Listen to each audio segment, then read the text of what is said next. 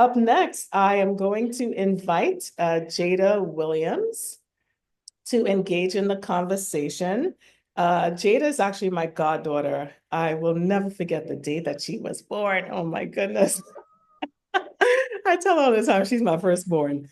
But I would like to invite Jeida to come on. So if you, let's see if I need to invite you to unmute yourself. Jeida, are you unmuted? Yes. Okay, great. Wonderful. Isn't she beautiful? Look at her. Hi, sweetheart. Hi, everybody. Good night. This is one of the sweetest young ladies ever. Oh my goodness, she touches my heart so much. And I have my tissue right here on the side because, every time we talk, I just get so, like, I get teary-eyed. But Jeida, my goodness, I've watched you grow into such an amazing young lady. I remember when you were younger, and I'm going back as perhaps when you were like 4, 5, always spoke your mind, and you spoke your mind in such a graceful way. And I believe that you still do that. And now you're working in the field of education and you're inspiring, the younger generation. She refuses to be considered, what is it, Gen Z? Right? She insists that she's a millennial. um, how has your relationship, and I know you're very close with your grandmother, your aunts, and you have so many positive, powerful women around you. How has your relationship with them inspired you to be who you are and to do all of the different things that you do? I think for me, one of the biggest lessons I think that I've learned over time is obviously being first generation here in America. Growing up, you don't always have this perspective, but now being in the educational field and working with students, it just gives you a different perspective. So just seeing, like my whole family having to migrate from one country to another, establishing themselves within the country, and all being successful in their various pursuits.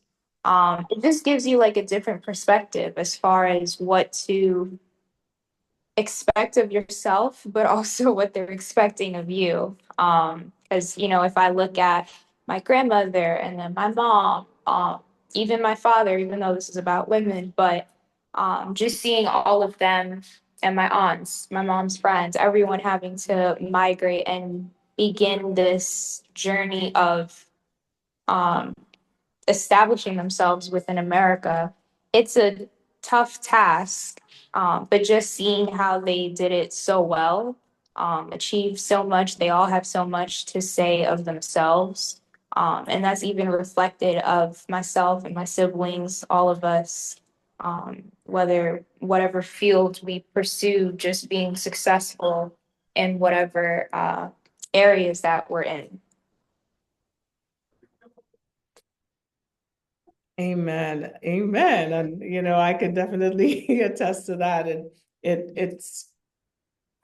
it's a whole other world leaving your home country to come to another. And this is home for us now, right? We are Americans and we love this country in spite of what our experiences are today. And we think about the things that Miss Dot has experienced, right? But we've come together and we are holding hands, so to speak, marching forward to ensure that not just our experiences are positive, but those who will come after us. And you are currently serving as a school psychologist. I'm going to ask you, what are those defining markers that make you a millennial woman to watch out for in your particular field? Okay, so my job is kind of it's multifaceted. My job is both very serious but also very fun at times. So like for example, I do things ranging from cognitive testing to educational testings, counseling, having to speak with DIFUS, writing legal documentation. But then on Friday, I make TikToks with my kids. So it's, it depends on the day. But I think one thing, especially in today's time, is being able to just be present, um, and not being so rigid about everything. You can't control everything around you, but just being flexible as best as you can. Um, Being able to bridge, I work with people who are a lot more structured. They've been in education for a lot more, so they don't understand, my challenges of, yeah, filming TikToks, but also being a serious educator. So just being, I guess, fluid in that regard. I'm making TikToks this Friday. No, I know, yes. Yeah, my TikTok got like 900 views apparently. I'm popular. Popular. I love it. I love it. I love it. I love it. And, I just love that you talked about flexibility. That's the one thing in education. I always said that it's almost as if every day is the same, yet every day is different.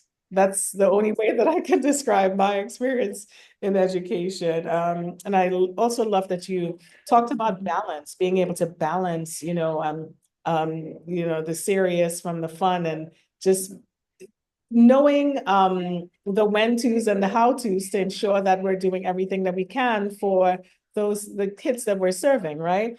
Jeida, how have you, and I think this is important for um, and I wanted to ask Miss Dodd and this question too, because I know that they are very involved.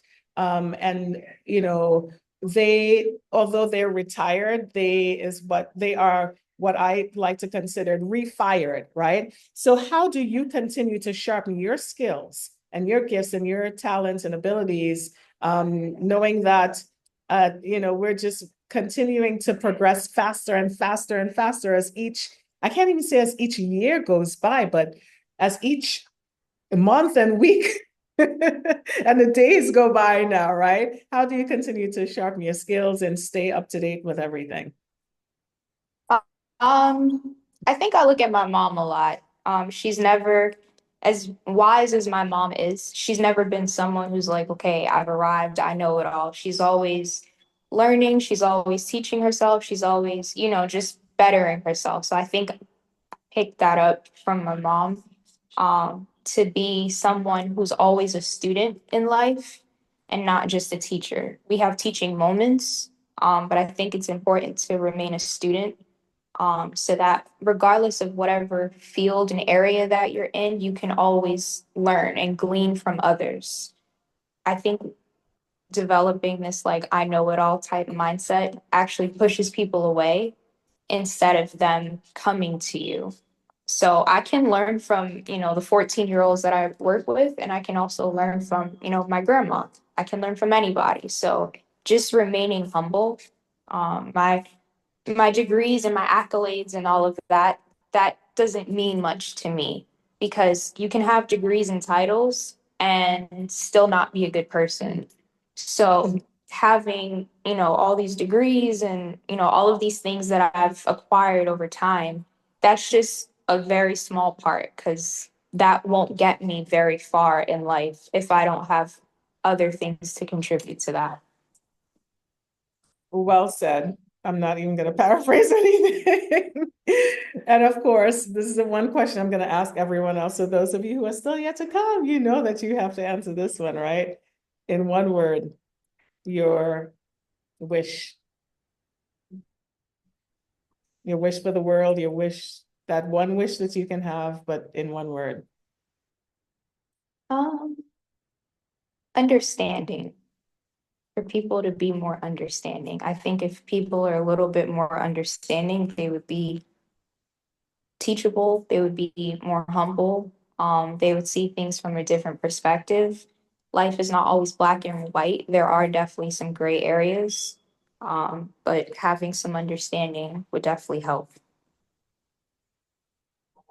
And that's wisdom right there. It says, in all thy getting, get understanding, right? So regardless of knowledge and wisdom, how much we know and how wise we may be. If we don't understand and we don't understand why and how and all that good stuff, then what's the purpose of having the knowledge and the education? Thank you so much, Jeida, for gracing us with your amazing presence, And words of wisdom. I appreciate you so much. I love you so much, and we'll be talking soon. So thank you so much. yes, darling, give her some love. Please give her some love.